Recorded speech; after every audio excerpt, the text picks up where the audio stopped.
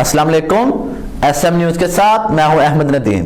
خبروں کا سلسلہ بڑھاتے ہوئے خبر شامل کرتے ہیں چنیوٹ سے۔ جھنگ روڈ نزد سبزی منڈی چنیوٹ کے قریب آج شام 5 بجے باولے کتے نے 12 لوگوں کو کاٹ کر شدید زخمی کر دیا۔ اسی حوالے سے مزید تفصیلات جانتے ہیں اپنے نمائندے وسیم دورانی سے۔ جی وسیم، آگاہ کیجیے گا۔ جی بالکل، جھنگ روڈ چنیوٹ نزد سبزی منڈی چنیوٹ کے قریب باولے کتے نے 12 بندوں کو کاٹ لیا۔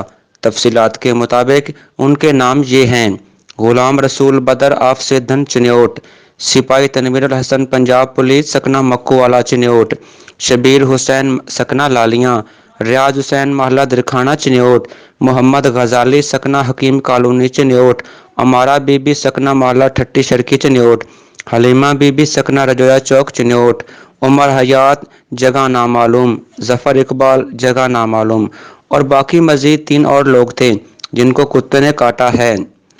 یہ امر قابل ذکر ہے کہ میونسپل کمیٹی چنیوٹ کے نااہل ملازمین کی وجہ سے آوارہ کتے جگہ جگہ مرڈر گشت کرتے ہیں، جبکہ یہی آوارہ کتے باولے ہو کر عوام کو کاٹتے ہیں، جس کا زندہ ثبوت آج کے دل خراش واقعہ سے ہے۔